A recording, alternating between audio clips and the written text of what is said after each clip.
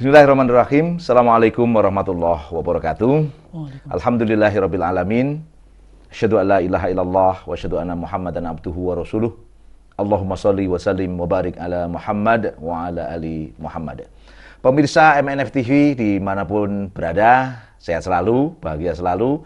Jangan lupa untuk berpikir bahagia ya, karena hidup itu harus diisi dengan kebahagiaan ya. Kayak Ustadz Ishak nih sekarang bahagia sekali ya. Baik, ini sekarang saya bersama Ustadz Ishak ya, Ustadz Ishak. Aslinya nama lengkapnya Muhammad Ishak. Ya. Ustadz Muhammad Ishak. Terkenalnya dari Makassar, tapi ternyata dari Pomala. Antum dari kecil sampai SMA di Pomala berarti? SMP sampai SMP. Sampai SMP. SMA-nya? Ke Sulawesi Selatan. Oh, SMA-nya ke Sulawesi Selatan. Makassarnya atau di mana pasnya? Baru. Baru. Baru itu dekat. Baru itu dekat Parepare. Dekat Parepare. Wah, dekat Parepare. Parepare itu Habibie. Ya. Baru dekat Parepare ya. 11-12 dengan Habibie. Amin. Habis itu langsung ke Jawa, kuliah di Jawa ya. Masya Allah. Jadi ya memang benar Makassar ya. Makassar SMA-nya. Tapi SMP Pomala. Pomala itu Sulawesi Tenggara ya. Pomala itu satu kecamatan di Kolaka. Kolaka itu kabupaten ya. Nama kabupaten di Sulawesi Tenggara. Iya, teman-teman sekalian, kita stay tune di sini sampai beberapa menit ke depan, 1 jam lah kurang lebih ya. Kita mau ngobrolin tentang hilirisasi ala Jokowi. Untung atau buntung. Meretas jalan baru untuk Indonesia. Jadi udah kelihatan nih kerangka obrolan kita ini ya. Ya, kalau ngomongin hilirisasi, apa itu hilirisasi dan sebagainya, mungkin nanti Ustadz Ishak yang akan banyak bicara. Tapi kalau saya menggambarkan lebih ringannya, kira-kira ginilah. Kita punya singkong, ya. Singkong ini bahan mentahnya dijadikan dihilirisasi jadi apa? Singkong rebus. Nah, jadi naik kan, punya nilai tambah. Ada yang dinaikkan lebih tinggi lagi jadi getuk. Nah, dinaikkan lebih tinggi lagi jadi tapioka. Istilahnya bagaimana dari bahan mentah tadi diindustrikan sehingga menaikkan nilai tambahnya. Nilai tambah itu berarti apa ya? Jumlah angka ya. Kalau dijual harganya lebih mahal. Ya, kira-kira gitu ya. Marginnya. Oke, marginnya keuntungannya jauh lebih tinggi. Itulah hilirisasi teman-teman sekalian. Jadi untuk memudahkan penggambaran, dan kita tahu dalam berbagai pidato Pak Jokowi selama ini, di berbagai kesempatan, Ustadz Ishak, itu selalu yang dibangga-banggakan ada beberapa poin. Dan yang menjadi hal strategis menurut saya, menurut pandangan Pak Jokowi itu ada beberapa poin. Dan salah satunya adalah hilirisasi. Bagaimana sumber daya alam Indonesia ini bisa memiliki nilai tambah, sehingga akan bisa mendapatkan keuntungan buat Indonesia. Nah, hilirisasi yang sudah sudah mulai berjalan katanya, itu adalah hilirisasi di sumber daya alam nikel. Nah, nikel yang sudah dijadikan menjadi apa tadi namanya, nikel yang pertama? Nikel pig iron. Nikel pig iron ada yang menjadi beberapa poin lagi, itu sudah dilakukan di Indonesia. Nah, cuman pertanyaannya, apakah itu menguntungkan buat Indonesia? Banyak pihak yang bertanya tentang hal itu. Apakah hilirisasi dengan pola seperti Pak Jokowi ini menguntungkan buat Indonesia? Nah, kita hadir di sini untuk membincangkan tentang itu. Tapi ingat, di tengah kondisi seperti ini ternyata IMF menekan Pak Jokowi karena Pak Jokowi sebelumnya telah melakukan moratorium untuk ekspor nikel ya, bahan mentah nikel itu ke Uni Eropa. Sehingga kita tahu terjadi problem rantai pasok tentunya buat Eropa dan wilayah-wilayah barat yang selama ini memanfaatkan bahan mentah dari Indonesia, bahan mentah nikel dari Indonesia. Nah, kita tahu Pak Bahlil langsung teriak mengatakan, enggak, kita akan terus melakukan hilirisasi. Nah, pertanyaannya, apakah sekali lagi hilirisasi ala Jokowi ini menguntungkan buat Indonesia? Ataukah kita akan mengikuti gaya IMF? Atau kita akan buat jalan baru untuk Indonesia? Ini yang akan kita bincangkan selama 1 jam ke depan. Nah, kita mulai Ustadz Ishak. Saya ingin dapat info dari Ustadz Ishak tentang sebenarnya nikel ini kalau dihilirisasi jadi apa saja sih sebenarnya? Gambarannya kalau nikel ini kira-kira nanti diindustrialisasikan, dijadikan mendapat nilai tambah, itu jadi apa saja? Gambarannya sekilas saja, Pak. Ya. Mungkin bisa digambarkan. Ya, baik. Assalamualaikum warahmatullahi wabarakatuh. Waalaikumsalam. Pemirsa MNF dan Ustadz Agung yang dirahmati Allah Subhanahu wa taala. Jadi memang kalau kita berbicara hilirisasi kan salah satu tujuan utamanya adalah meningkatkan tadi ya, nilai tambah dari sumber daya alam kita. Karena memang kita akui bahwa selama ini sumber daya alam kita itu lebih banyak diekspor dalam bentuk komoditas mentah. Nilai ekonomisnya itu sangat rendah. Dengan adanya hilirisasi ini diharapkan agar komoditas mentah itu bisa dieksploitasi, ya, ditingkatkan nilai tambahnya, sehingga harapannya bisa meningkatkan kontribusinya terhadap perekonomian, bukan hanya kepada negara, tapi juga kepada masyarakat, bagaimana tenaga kerja yang terserap lebih banyak, kemudian juga multiplier efek untuk kegiatan ekonomi masyarakat di sekitar sektor smelter itu juga bisa meningkat. Itu harapannya. Oke, kalau nikel tadi jadi apa biasanya? Nikel itu kan ornya, mentahnya, biasanya kalau di smelter diolah itu jadi apa saja sih biasanya? Jadi kalau dari ore itu itu kan masuk ke smelter secara sederhana. Smelter itu tempat ngolah ya sebenarnya ya. Ya, oke. Jadi smelter itu sangat tergantung dari inputnya. Nah, kalau di Indonesia itu kan nikelnya laterit. Ya. Laterit itu apa itu laterit? Kelas rendah sebenarnya. Kelas rendah. Ya, nikel kelas rendah. Ya, jadi jadi kalau ore itu semacam tanah yang mengandung nikel. Ya. Kalau kita ngeruk lah ibaratnya dapat tanah itu ore ya. Ya, oke. Ya, ore hanya ada di Sulawesi Tenggara, Sulawesi Tengah dan juga di Maluku. Jadi memang pusat nikel di Indonesia itu di situ ya. Dan sekaligus pusat nikel dunia. Gitu ya. Terbesar ya katanya ya. Oke. Lebih dari 20%. Nah, dari ore yang digali langsung itu, jadi tinggal biasanya kalau tanah yang mengandung ore itu kan pasti ada pepohonan yang kemudian dibersihkan kan, land clearing ya, dibersihkan. Terus langsung eskavator. Oke. Kalau dulu kan langsung kalau seperti di Pemala itu dikeruk, dibawa ke tongkang, dikirim ke Jepang gitu. Jadi, itu benar-benar buang yang ngirim tanah ya. Ngirim tanah. Sebagian diolah di Antam. Tapi kan kapasitas Antam kecil kan. Kemudian smelter itu ya setelah dimasukkan ke smelter ya itu kemudian akan menghasilkan nikel mate ya. Nikel mate. Ya. Itu yang paling awal, nilai tambah paling awal ya istilahnya ya. Nikel mate. Ya. Okay. Kemudian diolah lagi ya, tergantung ini kan ada digunakan untuk pengeras baja. Pengeras baja. Atau baja tahan karat itu ya. Stainless steel. Nah, itu yang paling banyak digunakan sekarang ini. Jadi kalau kita misalnya di rumah tangga atau itu kan sendok, kemudian gelas-gelas. Pelapisnya yang membuat dia tahan karat ya. Itu nikel mate atau nikel apa lagi itu?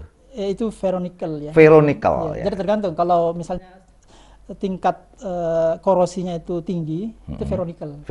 Biasanya kalau alat-alat medis itu kan mengkilat itu ya. Itu ferronikel. Itu masih bisa karat kalau itu. Tapi daya tahannya lebih lama dibanding NPI itu. Nickel pig iron ya.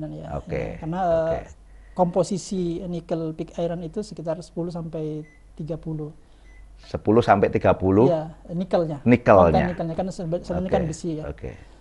Kemudian kalau ferronikel itu sekitar 40 sampai 50, bervariasi. 40 sampai 50. Kalau sampai ke yang sekarang banyak orang diobrolin jadi baterai itu sampai berapa kali lipat sih sebenarnya nilai tambahnya itu kalau mau dilihat? Jadi itu kan dari nikel mate ya.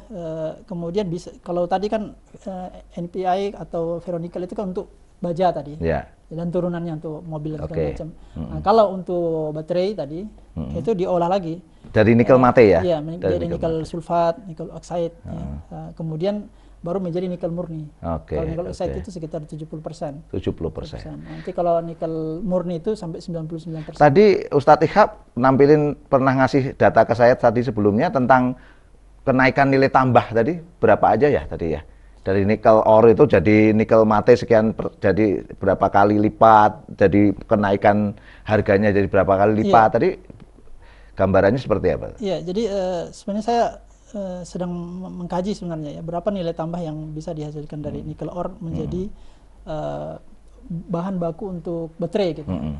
Jadi kalau sederhana saja sebetulnya. Jadi biaya harga jual nikel ore sekarang itu kalau di pasar Shanghai itu 30 $30 per ton. per ton, ya. 30 US dollar per ton. Ya. Itu di Shanghai. Ya, Shanghai. Oke, jadi terus? Anggaplah itu jadi referensi kan. Oke, kan siap. ada pasar Shanghai. Itu harga ore ya? Harga ore. Harga ore, oke. Ya, ada yang di London Market LEM itu ya, London Market like itu.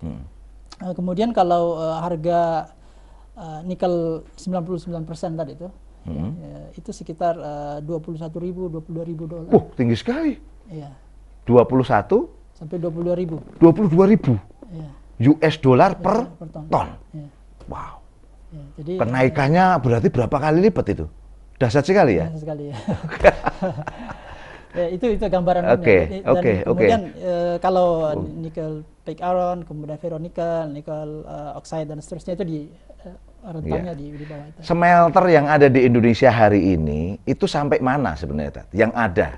Ya, jadi smelter kita itu lebih banyak ke 70 sampai 80% itu. Berarti nikel pig iron paling ya. Nikel pig iron sama ferronikel ya. Berarti nggak sampai ke yang ujung tadi itu ya? Belum. Jadi itu baru tahun ini. Baru tahun ini itu ferronikel sama? Tahun ini baru ada yang mau produksi nikel sulfat. Nikel sulfat. Pulau Obi yang di Maluku Utara. Oke. Artinya selama ini Indonesia dalam konteks termasuk yang semester baru ini itu rata-rata masih baru di nikel pig iron atau ferronikel. Paling mentok di situ ya. Oke. Kalau Indonesia sampai ke ujung tadi baru keren banget itu ya. Iya, keren banget. Harus sampai ke 20 berapa tadi? 22.000 US dollar per ton. Itu kalau jadi nikel? Kalau nikel murni. Nikel murni. Wah. Itu yang nanti untuk bahan baterai macam-macam ada di situ ya berarti ya. Wah, luar biasa nih teman-teman sekalian. Jadi kalau kita Indonesia itu benar-benar menguasainya murni, itu akan menghasilkan angka yang cukup besar. Nah, pertanyaannya, kalau sekarang ini banyak yang mengatakan hilirisasi ala Pak Jokowi ini kan yang selalu dibangga-banggakan Pak Jokowi itu. Bagaimana kita harus untuk menuju negara maju, bisa melepaskan diri dari jebakan negara berpenghasilan menengah, maka hilirisasi harga mati. Tentu kita sepakat bahwa hilirisasi itu penting karena meningkatkan nilai tambah kan. Oke.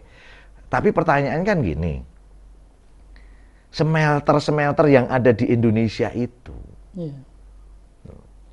termasuk IUP deh, mulai dari IUP, izin usaha pertambangan nambangnya itu, sampai diolahnya, sebenarnya dari data Ustadz Ishak itu sebagian besar milik siapa sebenarnya? Iya, sebenarnya kan maraknya pembangunan investasi smelter ini kan mulai dari tahun 2000. Tahun berapa itu ya? Sebenarnya sudah ada 2015 sejak masa-masa Pak Jokowi awal ya, kira-kira ya. Oke. Tapi mulai masif itu 2018, 19. Apalagi setelah ada revisi undang-undang minerba ya. Oke. Itu sudah. Poin revisinya adalah memberikan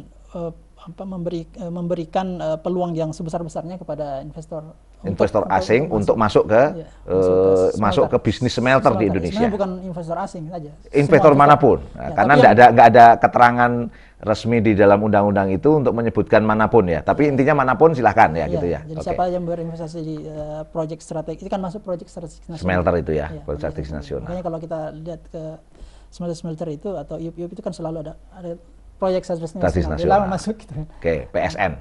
Oke. Nah, jadi beberapa insentif itu diberikan. Jadi misalnya kemudahan mendapatkan bahan baku. Jadi agak dulu kenapa smelter ini tidak bisa berkembang? Kan insentifnya dianggap kurang. Gitu. Nah, makanya kemudian diberikanlah insentif. Jadi salah satunya pemerintah menjamin bahwa bahan baku smelter itu langsung dipasok dari pertambangan nikel yang ada di sekitar sini. Jadi semua pertambangan nikel harus nyetor ya, harus menjual ya, harus menjualnya ke smelter yang ada di Indonesia. Oke. Untuk mencegah itu maka dilakukanlah pelarangan ekspor. Pelarangan ekspor sehingga ketika mereka nggak ekspor maka harus jual ke smelter yang ada. Oke. Awalnya itu nilai jualnya biar menarik. Itu separuh dari Shanghai jadi 15. Ya. Jadi 15 kalau harga internasional kan 30 ya. 30. Nah, jadi para penambang-penambang itu wajib menjual dengan harga diskon gitu. Artinya penambang dapat keuntungan turun akhirnya dong.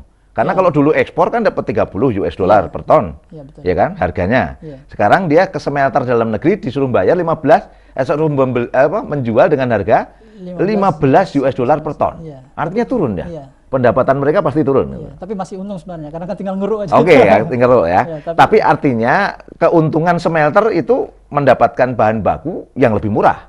Betul. Clear kan? Clear. Oke, lanjut Tan. Lanjut. Ya, jadi bahan baku aman. Itu insentifnya ya, Insentif aman. bahan baku aman dengan harga miring. Ya. miring. Oke, lanjut. Kemudian yang kedua insentif fiskal. Apa itu Insentif poinnya? fiskal itu artinya fiskal itu kaitan dengan pajak ya. Jadi pajak-pajak ada namanya tax holiday. Jadi selama tergantung itu ada apa, kalau misalnya investasinya itu 5 triliun dia dapat 10 tahun, kalau 15 tahun 15 triliun 15 berapa triliun? puluh tahun ya. Ah. Jadi kalau Tax holiday itu bentuknya apa? Seperti apa itu? jadi dalam beberapa tahun ya tergantung nilai investasinya dia tidak bayar pajak. Pajak Penghasilan. penghasilan, PPH. Gitu ya. Badan si PT-nya itu ya. Itu nggak bayar pajak selama dikasih tax holiday itu. 5 tahun, 10 tahun, Iya, 20 tahun. iya. Wah. Kemudian juga pajak impor untuk pengadaan peralatan itu juga dihilangkan.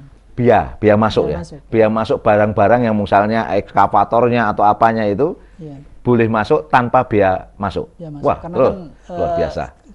peralatan kita untuk membangun smelter itu kan belum bisa diproduksi dalam negeri kan. Oke. Sehingga itu harus Paham. diimpor. Ya.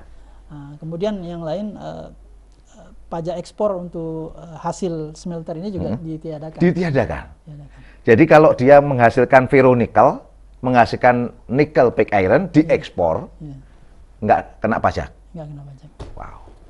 Lanjut, ada lagi. Ya meskipun mungkin ada yang mengatakan di royalti ya, tapi ini perlu ditelisik lagi karena pemerintah kan mengklaim pendapatan royalti. Tapi gini dulu, yang jelas pajak untuk ekspornya tidak ada. Tidak ada. Royalti kan agak beda dengan pajak untuk Iya, ekspor, Tan. iya, Iya kan? iya, Benar ya? betul.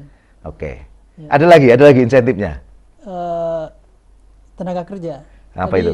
Boleh membawa tenaga kerja. tenaga asing. Jadi karena kan istilahnya itu turnkey project ya. Turnkey project. Iya, Clear ya ini ya, bahwa ini turnkey project bentuknya ya. Beberapa seperti di Morowali atau kemudian di Konawe gitu kan. Itu kan di samping mereka membawa barang-barang barang modal ke Ya. smelter, Ya. mereka juga membawa tenaga ahli menurut Tenaga mereka. ahli. Tapi menurut saya enggak juga, karena begitu kita ke lapangan ngelihat kok orang-orang itu terlibat di pekerjaan-pekerjaan yang bukan ahli menurut saya. Iya. Di lapangan kita lihat, kalau kita jalan dari mulai Konawe, Morowali, pokoknya orang akan lihat wajah sipit lah banyak sekali di Iya. jalur situ. Iya. Dan itu pekerjaan yang bukan ahli menurut saya. Clear. Tapi itu diklaim ahli ya. Kalau aturannya Harusnya ahli ya. Tapi kenyataannya banyak yang Ya banyak pertanyaan kan itu ya. Tenaga kerja apalagi? Nah, ya, itu yang langsungnya. oke, berarti kita sudah melihat orang kalau mau bangun smelter di Indonesia, siapapun dia ya, Ya. siapapun dia, satu, dapat bahan baku dengan harga jauh di bawah pasar. Nah, tax holiday berarti pajak penghasilannya dihilangkan selama tax holiday itu diterapkan 5 tahun, 10 tahun, atau 20 tahun gitu ya. Terus kemudian memasukkan barang-barang untuk untuk mengolah tadi itu bebas biaya masuk. Hasilnya diekspor bebas pajak ekspor. Terus kemudian boleh membawa tenaga kerja asing untuk masuk ke tempat dia, walaupun disebut ahli, tapi kenyataan kan banyak pihak yang mempertanyakan soal itu. Iya betul. Luar biasa sekali insentif-insentifnya itu. Nah, pertanyaan saya tadi di awal, beredar rumor bahwa smelter itu kalau saya berdasarkan ungkapan Pak Faisal Basri, 90% smelter itu Cina, betul tidak itu? Oh, betul Menurut sekali. datanya dengan. Betul sekali. Nah, coba dibukakan. Itu penting itu menurut saya.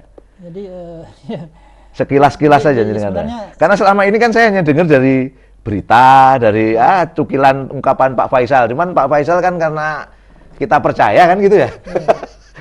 kita ungkap lah. Tapi aslinya gimana dari data yang dengan data ini saya ambil dari Kementerian SDM. Jadi sebenarnya Kementerian SDM ya. Baru kemarin ada database. Jadi sebenarnya kalau kita mau rajin ngulik data di SDM itu ada data. Misalnya berapa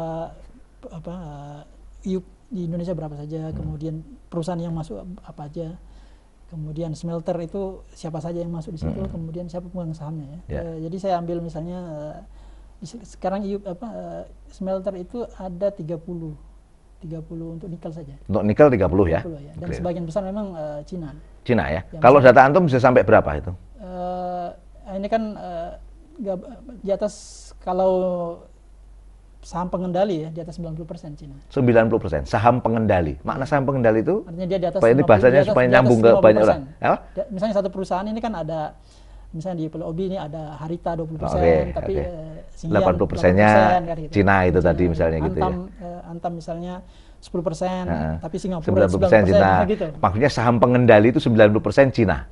Ya. Clear ya. Cina itu dimaknai BUMN kah, swasta kah sebenarnya kalau dari datanya dengannya? Sebenarnya kalau saya baca beberapa referensi itu investor-investor smelter Indonesia ya, termasuk juga mungkin di infrastruktur itu kan didanai oleh bank-bank pembangunan Cina kan. Apa namanya? Bank infrastruktur itu ya. Oke.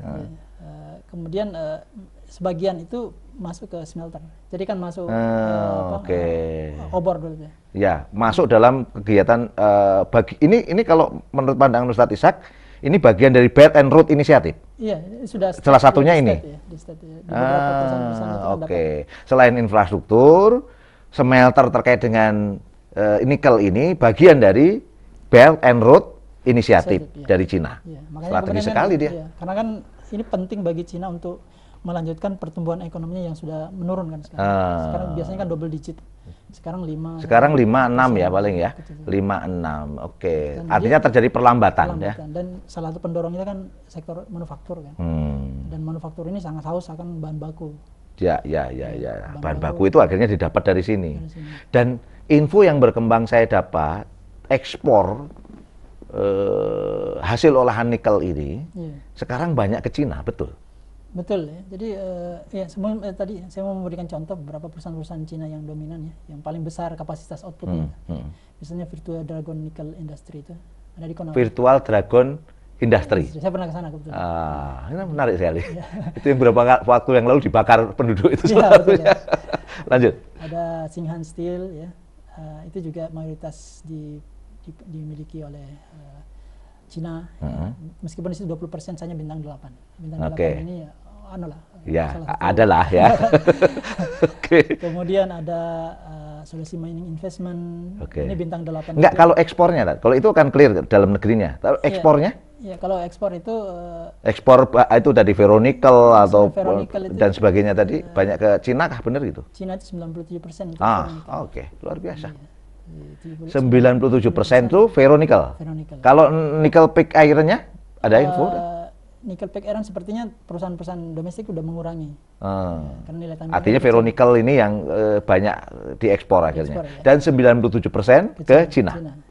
Sebentar, saya ingin membuat sebuah bayangan saja ini kepada para pemirsa MNF TV juga. Sudahlah smelter bagian besar Cina, dia dapat insentif yang sebegitu banyaknya. Terus dia dapat ekspor ke tempat dia juga, pastinya kan berarti lebih efisien. Betul. Kalau begitu, Cina pasti untung dong ya. Betul, clear ya? Clear. Kalau begini, ini kita nggak bicara data-data lebih lengkap, tapi dengan data dari Ustadz Ishak secara global ini tadi sudah bisa digambarkan Cina yang lebih untung. Terkait bukan Cina untung lah terkait dengan ini. Betul. Bahannya lebih murah, dia dapat insentif macam-macam ya. Dan dari ferronikel menuju apa tadi itu? Nikel untuk kepentingan baterai tadi. Dia dapat keuntungan yang sangat besar sekali lipatannya. Oke. Pertanyaannya, Indonesia dapat apa? Ini yang ditanyakan oleh Pak Said Didu dalam diskusi di PKAD kemarin. Indonesia sebenarnya dapat apa? Bahkan di rapat dengar pendapat, ini saya lansir dari Pak Mulyanto. Pak Mulyanto salah satu anggota DPR yang berbicara cukup lantang di forum rapat dengar pendapat yang kita masih dengar dulu yang direktur-direktur smelter nggak bisa bahasa Indonesia itu lah. Oh ya betul. Itu diungkap. Waktu ditanya kepada SDM dapat berapa, SDM belum bisa menjawab. Dan minta DPR tolong Anda infokan kepada kami detail di Indonesia dapat apa. Indonesia dapat apa tadi? Ya sebenarnya secara teori tadi dapat banyak gitu. Indonesia dapat apa ya. kira-kira? Kalau secara teori hilirisasi itu seharusnya Indonesia bisa lebih baik ekonominya. Tapi kan kalau kita lihat tadi beberapa tenaga kerjanya dari luar negeri, kemudian juga bahan baku dapatkan diskon, kemudian tidak ada pajak. Ya mungkin dapat sih. Jadi kan ada istilahnya itu kalau ekonomi ekses positif ada ekses negatif. Ini kita dapat bukan positifnya tapi negatif. Multiplier efek negatif. Iya. Oke. Ya mungkin pemerintah bisa mengungkap data-data bahwa dia misalnya meraup tenaga kerja sekian, tapi tenaga kerja itu kan juga masih pertanyaan tentunya buat kita kan. Iya. Tadi Ustadz Ishak menyampaikan ke kita buka aja ya datanya, nggak masalah. Bahwa menurut informasi pemerintah tahun 2019 itu kan bahwa ada efek yang masuk ke Indonesia kan. Nah, mungkin diungkapkan, Tat. Mungkin bisa diungkapkan. Ini kebetulan saya mengikuti rapat dengar pendapatnya Kementerian Perindustrian. Waktu itu ikut juga. Beberapa ini ya. Oke. Jadi memang kalau nikel itu ada sekitar. Tapi bukan bahasa Cina kan, Tat? Nah, kalau bahasa Cina kan nyambung kita. Bukan sesi itu. Oke, lanjut. Jadi memang diklaim ya untuk per 2023 itu ada 84.000 tenaga kerja untuk nikel ya. 84.000 tenaga kerja. Itu IUP maupun smelter ya berarti ya? Iya. IUP maupun smelter, oke. Jadi itu yang investasinya 200 triliun lah. 200 triliun. Kemudian kapasitas produksi 9 juta ton. Dengan 36 perusahaan. Tapi ya sekali lagi bahwa ini kan kelemahan pemerintah ya ketika kami juga melakukan investigasi ini, kebetulan kami ke Konawe dan Tomala itu. Ada juga teman yang ke Morowali secara spesifik. Memang tenaga kerja yang tidak tercatat itu sangat banyak. Ya. Tenaga kerja yang tidak tercatat. Ya. Kalau kan berdasarkan undang-undang itu kan blue collar, jadi orang-orang tanah ahli aja yang boleh masuk ke sana. Tapi kenyataannya kalau mungkin Ustadz Agung sering bepergian ke Sulawesi mesti di pesawat itu kan. Betul. Sebagian kalau dari Morowali. Bukan hanya pesawat, saya naik darat. Darat dari Konawe, dari Kendari, darat sampai ke jalur Morowali itu. Jadi kelihatan banget tuh kanan kiri. Artinya 84.000 itu kita juga masih bertanya kan. Betul sekali. Itu bener nggak untuk SDM Indonesia? Atau jangan-jangan itu mixing antara dalam negeri dan asing itu tadi kan. Karena ada insentif yang tadi itu kan. Boleh membawa tenaga kerja dari tempat di mana investor itu berada. Dan kalaupun ada tenaga kerja lokal, gaji yang mereka dapatkan jauh lebih rendah. Ini banyak info memang beredar. Saya dengar juga saat itu. Cuman ini kan harus dikonfirmasi ya. Karena saya juga aneh ya, ini kan isu tenaga kerja ini kan cukup penting ya. Tapi kalau kita membaca misalnya RPJM, Rencana Pembangunan Jangka Menengah Morowali, atau mungkin rencana jangka menengah Pomala, atau mungkin wilayah nikel yang banyak asing. Saya membaca isu-isu strategis misalnya gitu ya. Kok nggak ada tulisan isu tentang ketenaga kerjaan itu, tenaga kerja asing itu nggak muncul gitu di situ. Saya kadang-kadang mikir ini waktu membuat RPJM-nya kira-kira bagaimana gitu. Itu yang saya agak miris, agak miris karena kok nggak muncul kan, itu biasanya muncul kan kalau kita baca RPJM atau yang menyusun RPJM kan ada isu strategis penting isu strategis kan bisa dilihat dari berbagai aspek, tapi nggak muncul yang seperti itu. Ini juga menjadi pertanyaan. Tadi intinya lah ini sebenarnya rahasia umum kan, 84.000 itu kalau memang itu asupan tenaga kerja masih buat pertanyaan, itu asupan tenaga kerja dari mana? Kan gitu ya. Oke. Banyak orang bilang royalti ya. Dari Ustadz Ishak menyampaikan PNPB ya. PNBP. Nah, berapa kalau menurut data pemerintah PNPB itu? Ini saya data tahun 2019 sih ya. Itu kalau klaimnya sekitar 2 triliun lebih. 2 triliun lebih. Pendapat PNBP itu pendapatan negara bukan pajak. Ini yang kemudian diasumsikan royalti ya. Tapi ini menjadi pertanyaan Tat sebenarnya, karena hilirisasi atau pemberian nilai tambah berikutnya dari sumber daya alam yang dilakukan di dalam negeri, kalau kita kembalikan undang-undang Cipta Kerja, Omnibus Law, itu kan royalti 0%. Oh, gitu. Sehingga kalau orang misalnya punya batu bara kemudian diolah menjadi PLTU atau apa kan ya, itu tidak terkena royalti. Artinya royaltinya 0%. Artinya kalau PNPB tadi royalti, kita bertanya kan, itu royalti atau apa? PNPB, karena pajak tidak. Oh ya, pajak tidak. Pajak penghasilan tidak. Pajak ekspor tidak. Royalti tidak. Dari mana pendapatan? Sehingga wajar ya Pak Jokowi, mohon maaf ini ke semuanya juga, wajar kita bertanya kan, akhirnya ini tidak dari mana? Kita khawatir data itu nggak tepat gitu loh, pendapatan seperti itu. Karena berbagai hal ini butuh klarifikasi dari pemerintah sendiri kan tentang masalah itu. Termasuk tenaga kerja tentunya ya. Betul sekali. 84.000 itu campuran atau benar Indonesia, gajinya berapa, kan semua orang bertanya tentang ini daripada menimbulkan masalah, karena terkait tenaga kerja ini kan masalah juga cukup besar kan, keributan. GNI berapa waktu yang lalu ya. Oke. Kalau kita bicara tentang ada yang disebut dengan biaya lingkungan, saya dapat kemarin itu kalau tentang pasir laut itu, tentang itu saya belum tahu ya. Mungkin saya nanti bisa. Kalau pasir laut kemarin waktu kita lagi rame-rame ngomong pasir laut tuh ya. Jadi kira-kira kalau kita dapat profit 1% atau Rp1 gitulah, $1 gitu. Kerusakan lingkungannya itu $5. Jadi $1 kita dapat keuntungan dari ekspor pasir laut, itu kita harus mengembalikan, kalau kita mengembalikan seperti semula lagi, itu harus $5. Nah, pertanyaan saya, kalau konteks nikel ini, dari info yang Ustadz dapat mungkin, kerusakan lingkungan terjadi nggak sih sebenarnya? Iya, pasti, karena saya tinggal di kawasan pertambangan ya. Jadi memang kalau perusahaan-perusahaan yang sebagian besar Cina ini, memang dia tidak terlalu concern dengan aspek lingkungan. Karena kan prioritas dia mengeruk sebesar-besarnya agar kapasitas produksinya itu bisa terpenuhi. Jadi aspek ESG ya, environment, social, environment, social and governance itu tidak jadi perhatian, dan bahkan pemerintah kan tidak ada audit secara spesifik atau mewajibkan perusahaan-perusahaan ini untuk memenuhi item-item ESG itu. Karena relatif ESG banyak untuk ke Eropa kan ya. Betul sekali. Banyak untuk ke Eropa. Sementara ke Cina kan tidak perlu ESG. Betul sekali.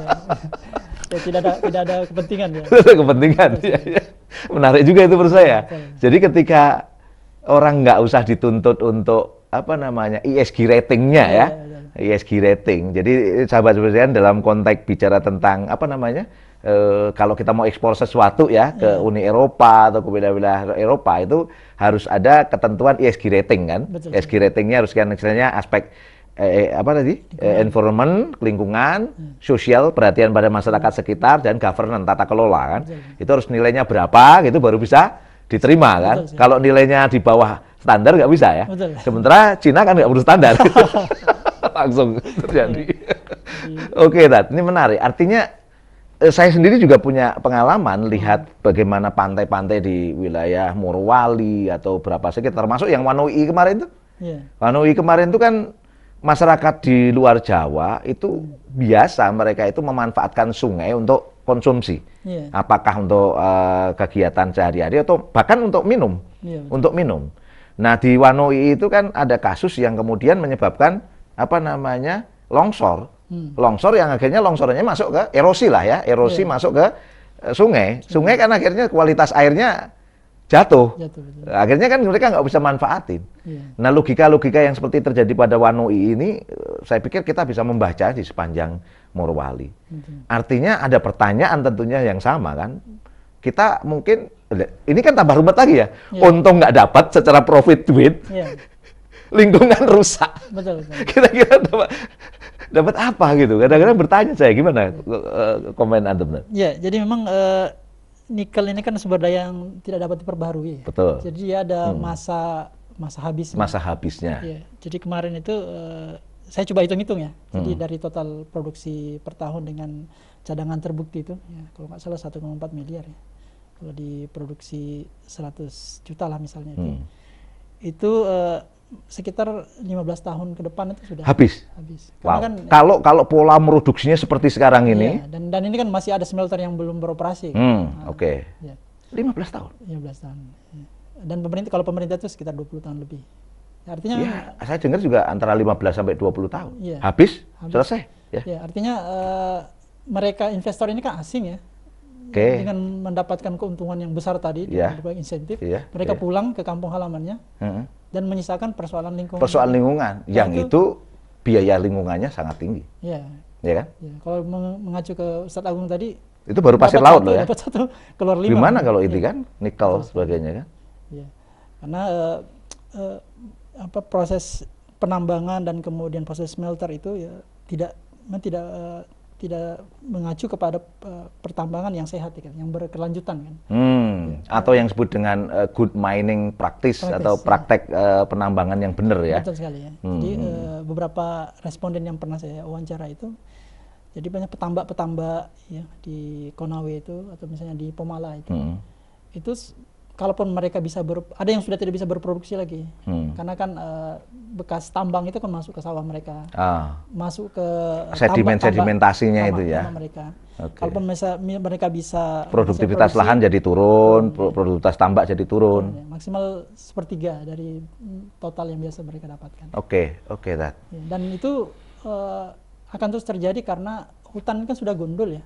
Hutan sudah gundul dan kemudian tidak ada kewajiban mereboisasi atau ya. Ketika itu tidak ada kewajiban, maka persoalan akan terus terjadi. Ya kan? Ya. Persoalan lingkungan akan terus terjadi. Ya. Selama musim hujan berlangsung. Iya, itu akan muncul begitu. Betul. Musim kering retak nggak bisa dimanfaatkan sama sekali. Ngeri, Dad.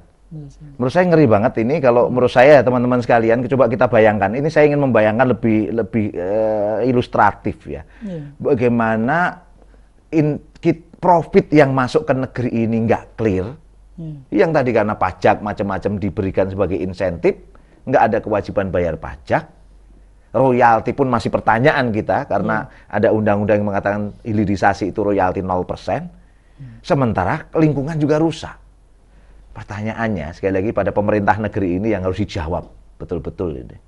Terus hilirisasi ala Jokowi ini untung atau buntung? Kalau saya jawab langsung sekarang. Buntung. Nah, jawaban saya ya. Jawaban Ustadz nggak usah. Saya aja. Buntung. Karena sudah kelihatan nih. Nah, sekarang harus dibuktikan terbalik lah. Pemerintah harus menjawab pertanyaan-pertanyaan ini. Dan ini pertanyaan yang muncul di RDP. Rapat dengar pendapat. Saya berharap sekali DPR tidak sekedar rapat dengar pendapat hari itu. Harus sampai audit investigatif. Walaupun saya sampaikan ke DPR, Pak Marwan Batubara nggak percaya. Karena koalisi sekarang kita agak naik ke politik nih agak sedikit ya. Koalisi yang ada sekarang pro Pak Jokowi, menyisakan Demokrat dengan PKS. Nah sekarang pertanyaannya sekali lagi terkait dengan hilirisasi ini, kira-kira siapa yang akan melakukan audit investigatif? Banyak orang minta audit.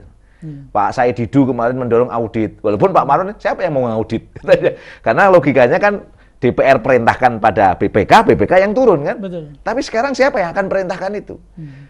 Saya khawatir bahwa isu tentang RDP itu seperti 349 triliun yang diungkap di rapat dengan pendapat begitu rupa riuhnya hilang, lenyap, sekarang nggak muncul apapun juga. Karena ini ada rumor juga, ada beberapa orang penting ternyata jadi komisaris smelter ini, orang penting masih smelter ini, orang penting memiliki saham yang tadi Ustadz sebutkan namanya itu, ada saham di ini misalnya. Ini kan jadi pertanyaan kemudian. Oke, Tat. Di tengah kondisi itu, oke lah, semua data saya pikir kita akan ungkap di waktu yang lain. Tetapi ini sudah menggambarkan bagaimana hilirisasi ala Jokowi. Di tengah situasi ini kan kita keluar-keluar terus. Bicara tentang, wah ini kebanggaan Indonesia, kita harus. Di tengah kondisi itu, IMF kemarin sudah kasih rekomendasi dan harapan besar agar Indonesia tidak meneruskan hilirisasi. Tidak meneruskan hilirisasi. Apa sih sebenarnya terjadi menurut pandangan Ustadz Ishak? Kenapa IMF kok teriak jangan teruskan hilirisasi? Ada apa sebenarnya? Kalau membaca mungkin kejadian sebelum moratorium ekspor, bagaimana itu terjadi dan mungkin akibatnya buat Eropa hari ini, mungkin bisa diungkap pandangan Ustaz Ishak terkait masalah itu. Ya, jadi memang menarik juga ini IMF memberikan saran, warning lah istilahnya ya, agar tidak melakukan pembatasan itu. Meskipun alasan-alasan ya, kelihatannya ekonomis gitu, masih rasional bahwa perlu dihitung lagi dampaknya, apakah lebih baik di. Sekarang muncul loh, diskusi tentang lebih untung ke sana, lebih untung ke sini gitu loh. Yeah. Itu coba lanjut. Yeah. Jadi akan terjadi perdebatan ya, saya kira itu. Tapi kalau kita lihat secara lebih perspektif yang agak lebih luas ya. Jadi dua lembaga internasional itu kan ada IMF, ada Bank Dunia ya. Kalau Bank Dunia itu kan presidennya selalu orang Amerika. Betul. IMF presidennya selalu Uni Eropa. Dan sebelum kejadian pelarangan permintaan IMF ini kan dulu ada somasi Uni Eropa kepada pemerintah Indonesia. Ada somasi, termasuk juga keputusan WTO kan, yang melarang Indonesia untuk tidak ekspor ya. Betul. Oke. Dan artinya ini ada keterkaitan.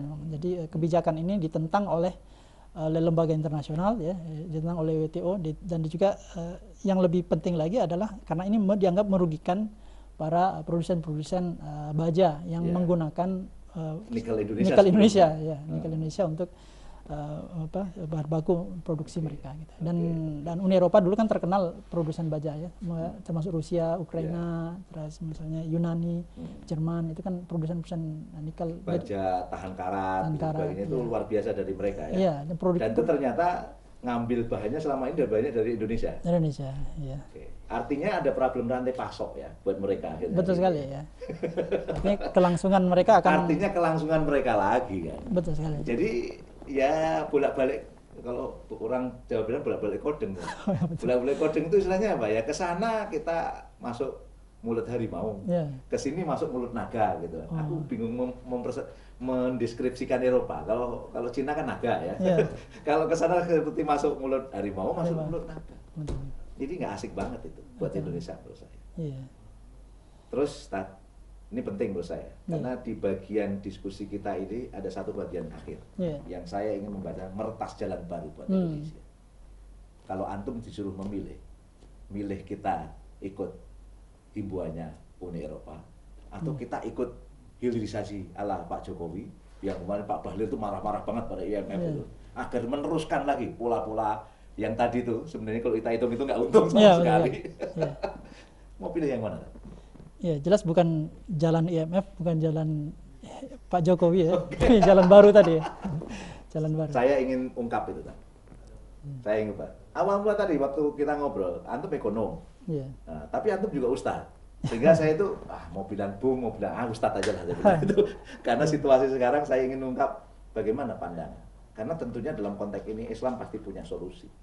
Islam punya cara yang jauh lebih dahsyat dari semua itu tadi, yang tentu akan memberikan kemaslahatan yang luar biasa. Silakan. Ya, jadi memang kalau kita lihat pengelolaan smelter ini kan tidak lepas dari sistem atau paradigma yang dipakai oleh pemerintah kita dan juga pemerintah global ya. Bahwa sistemnya adalah sistem kapitalisme dan perusahaan-perusahaan atau investor yang bergerak di dalam smelter ini juga menganut prinsip kapitalisme. Ya.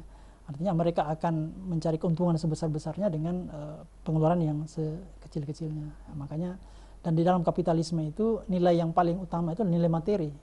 Mereka tidak akan memperhatikan nilai spiritual, nilai kemanusiaan, nilai moral kan. Ya, kalaupun itu ada nilai-nilai itu demi kepentingan ada kelangsungan nilai materi mereka bisa terjaga gitu.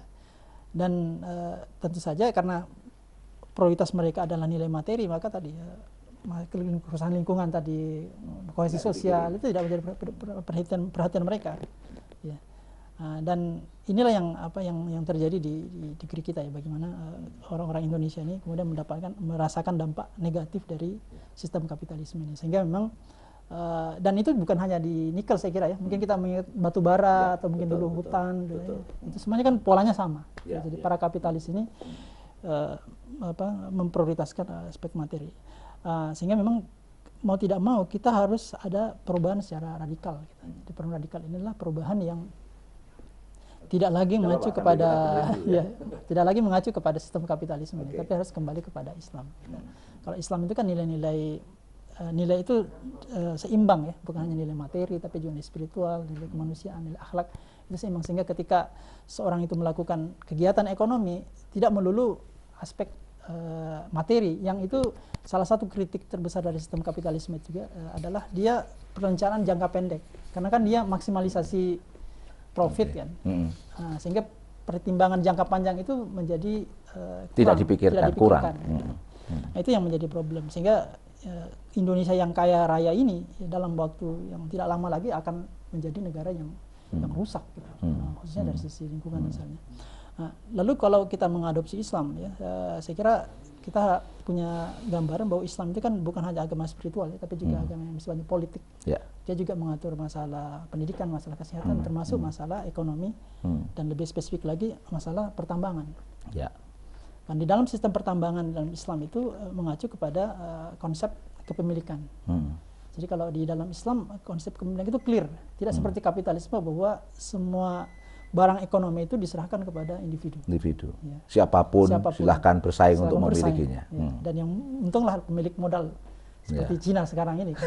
Dia yang paling banyak duit ya. Paling banyak duit. Antam itu kasihan sekali. Antam itu BUMN tapi nggak berkutik.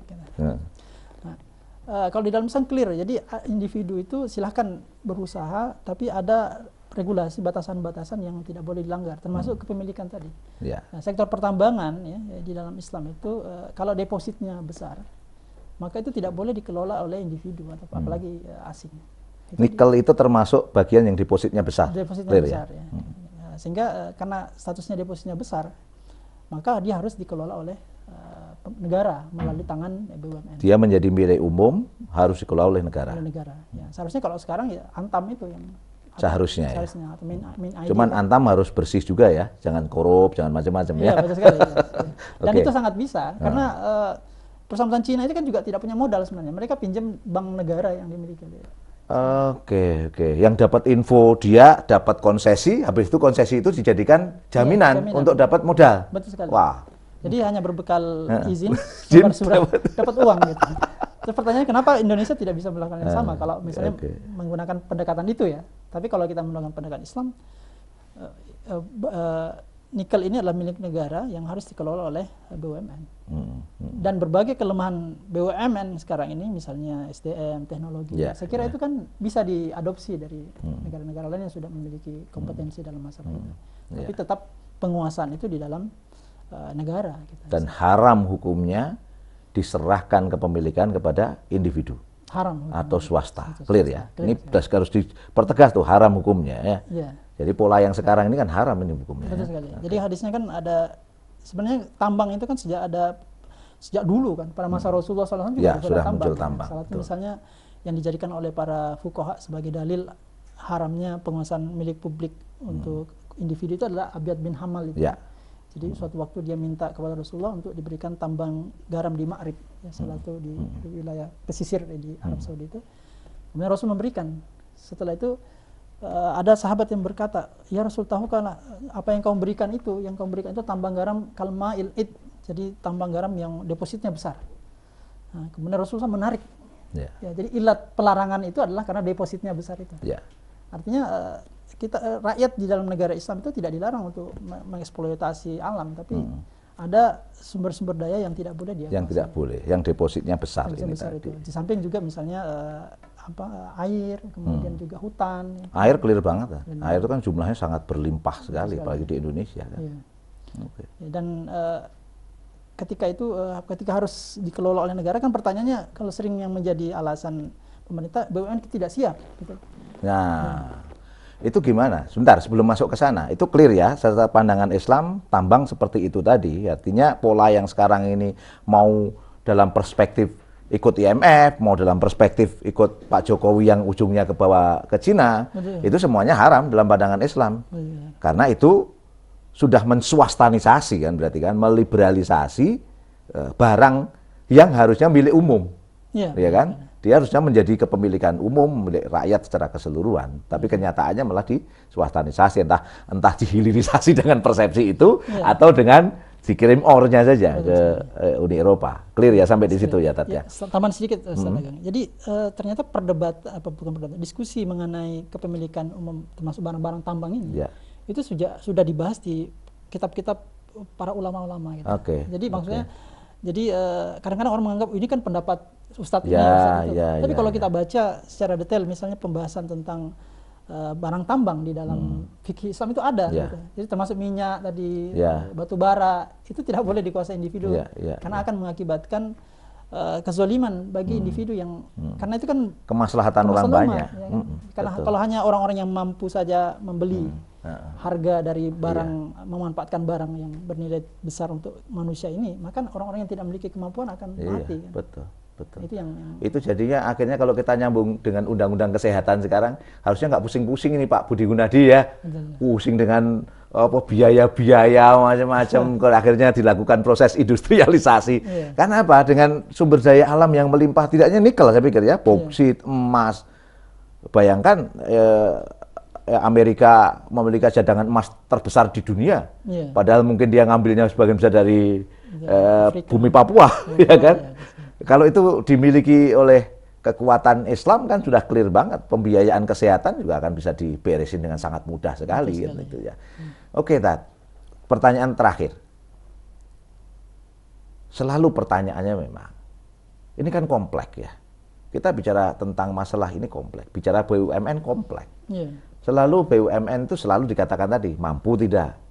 Yang selalu jadi pertanyaan tuh, banyak orang rahasia umum BUMN tempat korupsi, sapi perahan. Kelembagaan model begini emang bisa untuk mengelola sumber daya alam yang melimpah demikian rupa. Itu pertanyaan menggelitik oleh banyak kalangan. Gimana menjawabnya?